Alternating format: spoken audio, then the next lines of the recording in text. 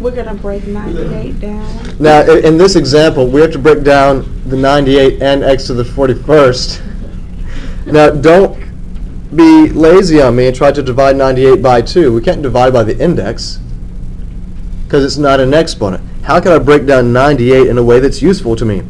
We know 49. 2 can go in. 2 goes in 49 times. You could break 49 down even more, but I hope that you would recognize that that is a perfect square. So what does that give you on the outside? 7. And what would be on the inside? 2. Now, here's what I want you to do. Leave some space before you put your square root, because you know that there's factors of x that need to come out, right? So leave room for that. Now, if I look at x to the 41st, I'm going to divide this by the index, so how many x's come out? 20. 20, and I've got one factor of x left over, like that. So you break down the coefficients just like we talked about in other videos and what we talked about here today, and then you break the exponent down just like we were talking about, right? Is that okay? Mm-hmm. Well, that was kind of nice. All right, one more back-breaking problem, and then we're done, and then we'll take a quiz. Except for those of you that are watching. Yeah, if you guys are watching on YouTube, you don't get to take the quiz.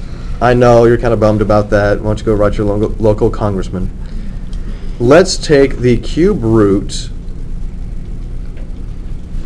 That looks good. What? Oh.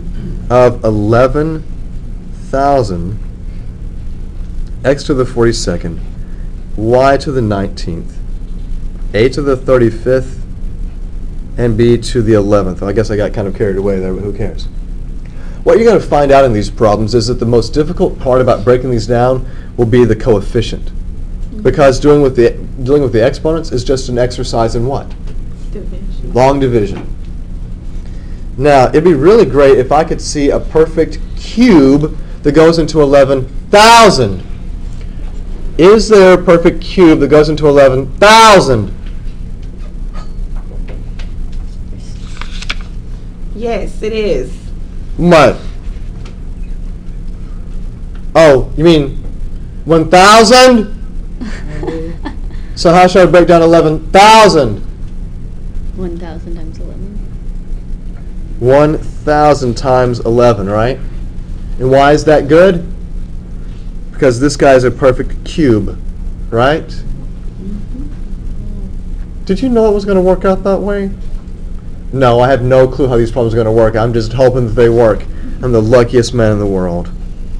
So what's the cube root of 1,000? Wow. It's not wow. 10. 10.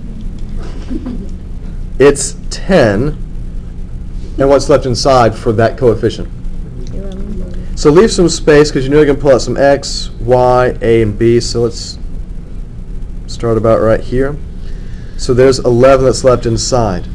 Now you work with your exponents, the easy part. X to the 42nd inside the cube root. So do the division. What do you get? You get x to the 14th with how many x's left over? None. Okay. What about your y's? How many y's come out? 6. 3 goes into 19 6 times with how many left over? 1. 1. What about your a's?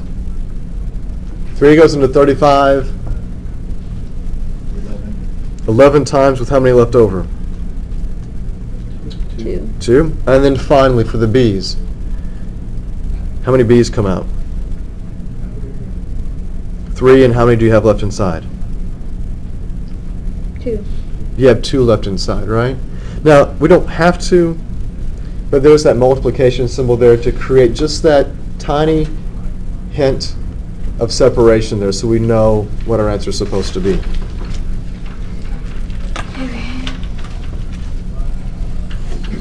Okay.